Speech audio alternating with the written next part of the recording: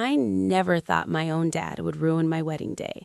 But when he chose his new wife over me in front of 200 guests, I knew our relationship was over. 3 years later, he showed up on my doorstep in Denver, Colorado, crying so hard he could barely speak, begging for the one thing only I could give him. But to really understand why that doorbell ringing at 7:30 on a random Tuesday night felt like the universe finally handing me back the remote control to my own life, I have to take you all the way back to the summer of my wedding and the way everything in my family cracked wide open in the most public, humiliating way possible. I was 29 then, living in a cute two-bedroom bungalow in the Washington Park neighborhood of Denver. The house had this big front porch with white railings and a backyard just big enough for the vegetable garden I was trying to keep alive. I worked as a senior project manager at a downtown architecture firm called Summit Design, pulling in $72,000 a year plus performance bonuses that usually added another $10,000 or $12,000.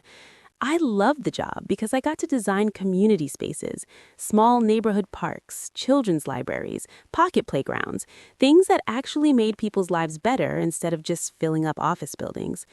My fiancé Ben was a high school history teacher and baseball coach at one of the big public schools on the east side of town. We had been together 4 solid years, and he was the kind of steady, funny, no-drama guy who made me feel like I could actually breathe easy for the first time in my life. We'd saved for 2 full years to pay for the wedding we both wanted. Not some over-the-top ballroom thing, but something meaningful. It was set for the second Saturday in June at this beautiful, restored barn just outside Boulder, with the Flatirons Mountains right there in the background like a painting. I had literally dreamed about that day since I was a little girl drawing pictures of my future wedding dress in my notebook. My parents had divorced when I was 22. Mom got a big promotion and moved to Seattle for her marketing job, and Dad stayed in the family house in Littleton, a suburb south of Denver. 2 years after the divorce, Dad met Stephanie. She was 41, worked in real estate, selling luxury homes in the foothills, and had 2 teenage kids from her first marriage. Dad fell hard and fast. Within 6 months, they were married at the courthouse with just a couple of her friends as witnesses. I tried so hard to be happy for him. I really did.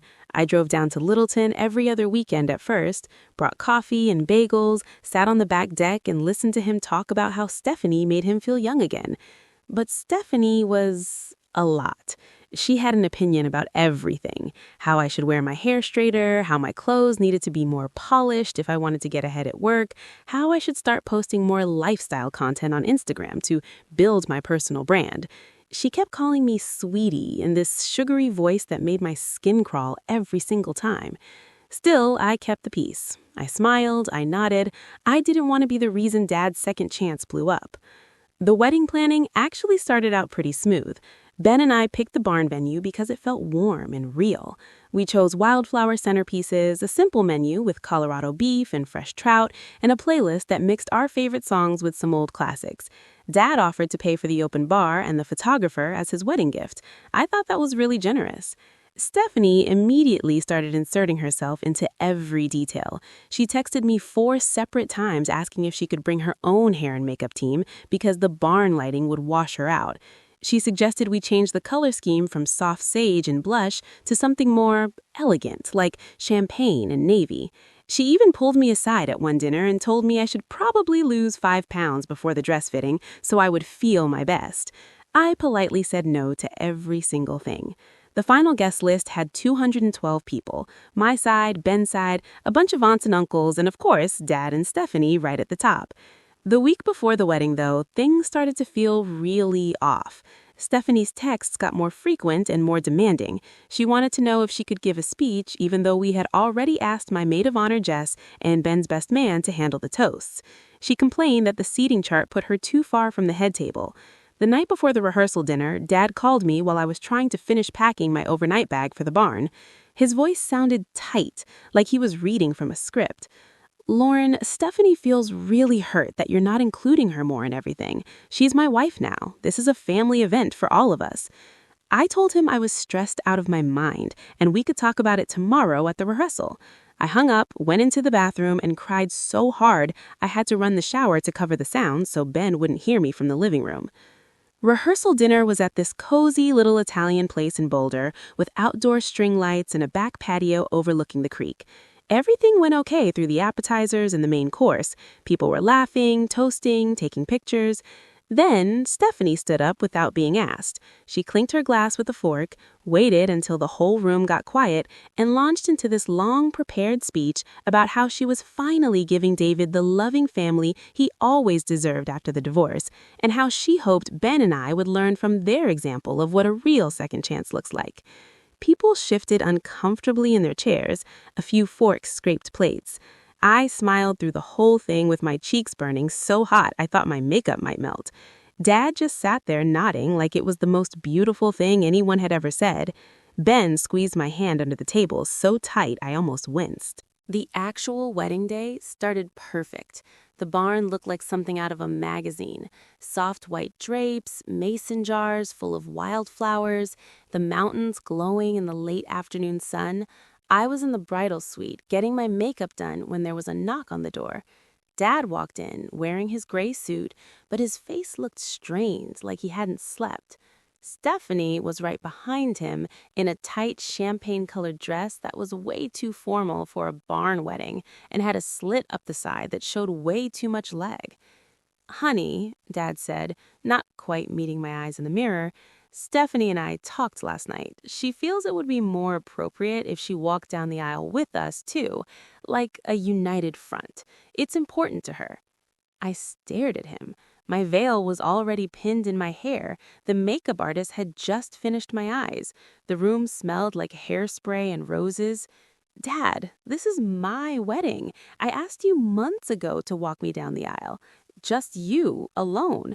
That's what we agreed on." Stephanie stepped forward, her hand resting on Dad's arm like she owned it. "Sweetie, it's not just about you. This is a new chapter for all of us.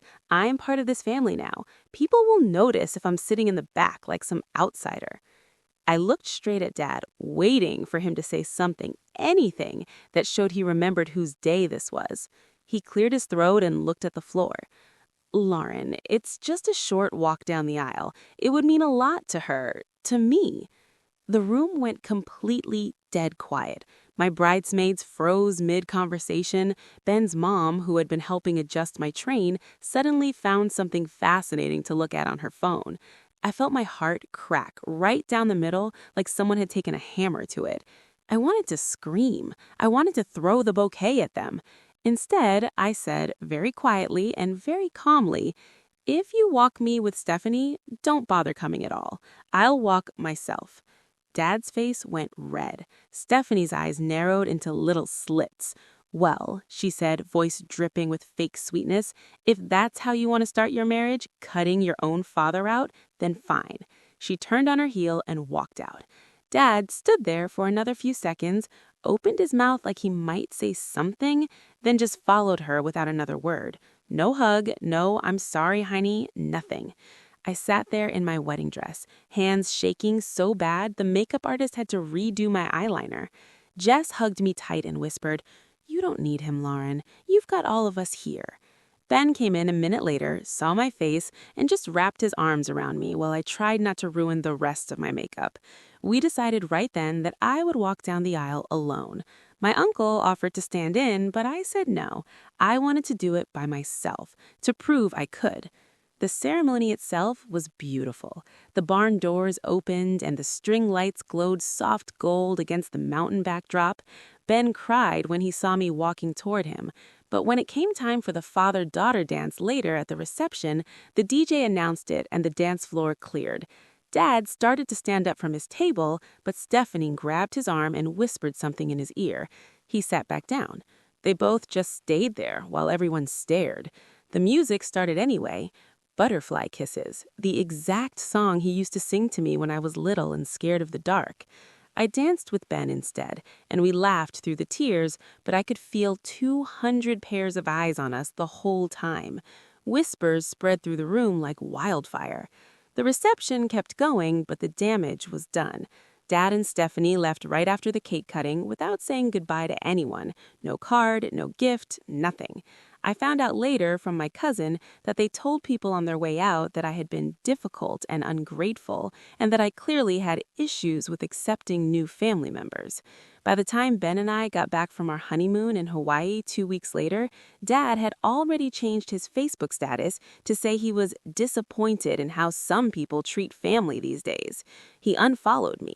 Stephanie posted a long, vague rant about toxic brides and how second marriages teach you who your real family is. Half my extended relatives liked and commented on it with heart emojis. I tried calling Dad once, 3 weeks after the wedding. He answered on the third ring, but his voice was ice cold. "Lauren, Stephanie is my wife now. You embarrassed her in front of everyone. I can't keep choosing sides." I told him there were no sides. It was my wedding day. He said, "You made your choice when you walked alone." Then he hung up. That was the last time we spoke for 3 full years. Life after the wedding was quieter than I expected, but it was mine. Ben and I bought our first real house together 6 months later, a fixer-upper in the Highlands with a backyard big enough for the golden retriever puppy we adopted named Max. I threw myself into work and got promoted to associate director within a year, bumping my salary to $89,000. We took road trips to Utah when we could afford it, weekend ski getaways to Breckenridge, and lazy Sundays hiking in the foothills. I went to therapy for 8 months with a really good counselor named Dr. Patel, who helped me unpack the anger and the grief without making me feel broken. She told me Dad's choice wasn't really about me. It was about him being terrified of losing Stephanie and ending up alone again after Mom left. It still hurt like hell, but at least I had words for it now. I heard bits and pieces about Dad through cousins and mutual friends who felt bad for me. He and Stephanie sold the old family house in Littleton and bought a bigger one in Castle Rock with a 3-car garage and a view of the mountains. They took fancy vacations to Mexico and the Caribbean and posted pictures of sunsets and margaritas every other day. Stephanie's kids moved in part-time, and it looked like this perfect blended family on Instagram. I stopped looking at their social media after a while. It was easier on my heart. Then, almost exactly 3 years later to the day, my doorbell rang at 7:30 on a random Tuesday night. I was in the kitchen stirring a pot of pasta sauce, the garlic and tomatoes filling the whole house with that warm, comforting smell. Ben was at the dining table grading history papers with his reading glasses on. Max was snoring on the rug by the couch. I wiped my hands on a dish towel and opened the door. There was Dad, alone. His hair was a lot grayer than I remembered, his shoulders slumped forward like he was carrying something heavy. His eyes were red and swollen, and tears were running down his cheeks. He looked 10 years older than the last time I had seen him.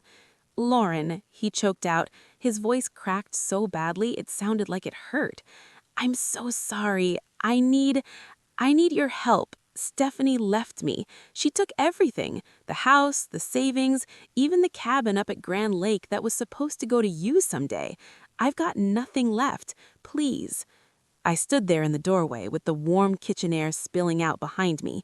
Max came over and sniffed Dad's shoes like he remembered him, then appeared at my shoulder, solid as a rock. I didn't invite Dad inside right away. I just looked at him, the man who had walked away from me on the most important day of my life, and felt something shift deep inside my chest, like a lock finally clicking open. Everything was finally falling into place, or so I thought. But that night on the porch with Dad crying in front of me was only the beginning of a much longer, messier conversation I never expected to have. I let him come inside, not because I suddenly felt sorry for him, but because I needed to hear every single detail. We sat at the kitchen table. Ben made a fresh pot of coffee without being asked, and then disappeared into the living room to give us space. Dad's hands shook so bad he could barely hold the mug. He told me the whole story between sobs. Stephanie had been having an affair for over a year with a younger guy from her real estate office. She filed for divorce 6 weeks earlier and basically cleaned him out. The house in Castle Rock was titled mostly in her name because of how they set it up when they bought it, so she got to keep it. She got the joint savings account, almost $240,000. She even got temporary ownership of the lake cabin in Grand Lake that had been in our family for 30 years. Dad had signed a prenup that heavily favored her because he wanted to show her he trusted her completely and didn't want her to think he was holding anything back. Now he was living in a cheap one-bedroom apartment off Federal Boulevard, driving a 10-year-old truck with a bad transmission, and the divorce was getting uglier by the day. He had no retirement left, no equity, nothing. He cried the whole time he talked, real ugly crying with his shoulders shaking. "I know I screwed up at your wedding," he said, wiping his face with the back of his hand. "I chose her over you, and I've regretted it every single day since. I was weak. I was scared of being alone again after your mom left. But you're my daughter. You're all I have left." I sat there with my arms crossed, heart hammering against my ribs. Part of me wanted to reach across the table and hug him. The bigger part, the part that still remembered standing alone in that aisle in my wedding dress while 200 people watched, wanted to make him feel exactly how small and alone I had felt that day. I told him I needed time to think. He left after almost an hour, still crying in the driveway under the porch light. Ben came back into the kitchen once the door closed and just held me tight. "You don't owe him anything, Lauren," he said quietly, but I already knew I was going to do something. I just wasn't sure exactly what yet. The next morning, I called my lawyer, Rebecca Klein. She's the same one who helped us with the house closing 2 years earlier and had become a friend. I told her the whole story, the wedding, the 3-year silence, Gad showing up, broke and desperate. She listened without interrupting once, then said, "Lauren, the lake cabin is the key here. Your grandfather left it to your dad with a clear verbal understanding it would eventually go to you. If there's any old emails, letters, or even text messages from before Stephanie came into the picture, we might have real leverage. Plus, if your dad is willing to sign an affidavit about the circumstances of the wedding and how the family property was always intended, we could put some serious pressure on Stephanie in the divorce proceedings." I met Dad again 2 days later at a quiet coffee shop near my office. He looked even worse than the night before. Unshaven, clothes wrinkled, eyes puffy. I laid it out plain and simple, no sugarcoating. I would help him fight for the cabin and at least part of the savings, but only if he did 3 specific things. First, he had to write a public apology on Facebook admitting exactly what he did at my wedding and how wrong it was. Second, he had to sign over his remaining interest in the cabin directly to me and Ben right now, before the divorce was final. Third, he had to attend family counseling with me once a month for the next full year. No skipping, no excuses. He didn't argue. He just nodded, fresh tears in his eyes, and said, "Whatever you need, Lauren, I'll do it. I just want my daughter back." We went straight to Rebecca's office that same afternoon. She had the paperwork already drawn up and waiting. Dad signed everything while I sat across the table and watched. The cabin, now worth about $380,000 with the way property values had skyrocketed in Grand Lake, was transferred into my name within 10 days. Stephanie's lawyer tried to fight it hard, claiming Dad had gifted it to her during the marriage, but the prenup had some pretty big loopholes, and Dad's affidavit about the wedding and the original family intent was damning. In the end, Stephanie had to pay Dad a lump sum settlement of $95,000 from the savings account just to settle the cabin claim and avoid dragging everything into open court. Dad gave every single penny of it to me as a late wedding gift. I put it straight toward paying off the rest of our mortgage on the Highlands house. The Facebook post went up the following weekend. It was raw and honest in a way I never expected from my dad. He wrote about choosing his new wife over his only daughter on her wedding day, about how fear had made him walk away when he should have stood up, and how he was trying to make it right now, even if it was years too late. Over 400 people liked it in the first 24 hours. Some relatives who had sided with him and Stephanie back then sent me private messages apologizing. Stephanie commented once, "This is pure manipulation," and then deleted it when dozens of people started calling her out in the replies. Dad and I started the family counseling the next month. The first few sessions were awkward and painful and full of long silences. The counselor had us talk about specific moments: the wedding aisle, the phone call after, the 3 years of silence. I cried more than I thought I would. Dad cried even more. But month by month, it got a little easier. He started coming over for Sunday dinners sometimes. He played catch with Ben in the backyard last spring and helped us plant a vegetable garden. He even fixed the leaky faucet in the kitchen without being asked. Stephanie got remarried 6 months after the divorce was final. I don't follow her on social media anymore, but I heard through the grapevine that she and her new husband bought an even bigger house in Castle Rock. I don't care. It doesn't touch me. Sometimes on clear weekends, I drive up to the lake cabin by myself, or with Ben. It still smells like pine needles and old wood, and a little bit like the cherry pipe tobacco Dad used to smoke when I was a kid. I sit on the dock where he taught me to fish when I was 8 years old, and I think about the girl who stood alone in the aisle in her wedding dress while 200 people watched. I don't feel angry anymore. I feel settled, like the scales finally balanced after all that time. Dad still cries sometimes when he talks about that wedding day.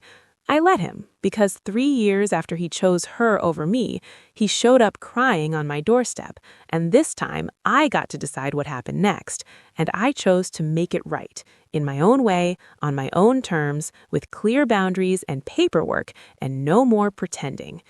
Life feels quieter now in the best way possible. Ben and I are talking about starting a family next year. I got another promotion at work last month. Now I'm director of community projects, and I get to design the new library downtown that's going to have a reading garden for kids. Dad comes by the office sometimes and brings me coffee just the way I like it. We don't pretend the past didn't happen. We just don't let it own us anymore. I kept the wedding photos, the ones where I'm walking down the aisle completely alone with my head high and the mountains behind me. They're framed in the hallway now. Every time I walk past them, I remember that I didn't need anyone to hold me up that day, and I still don't. But it feels good knowing my dad finally learned how to stand beside me instead of walking away. Everything feels like it's in the right place. The cabin is ours, the house is almost paid off, and the man who once broke my heart on the most important day of my life is slowly earning his way back in. I don't wonder anymore what would have happened if he had chosen differently that day at the barn. I already know what happened when he finally chose right. Looking back, I realized the hardest lessons don't come from strangers, they come from the people who were supposed to love you most. That day at the barn when I walked alone taught me I didn't need anyone's hand to hold me up. And when Dad showed up crying years later, I learned that protecting your peace isn't cold or selfish. It's the only way to make sure the people who stay are the ones who truly deserve to be there. Family can break your heart, but it can also show you how strong you are if you let it.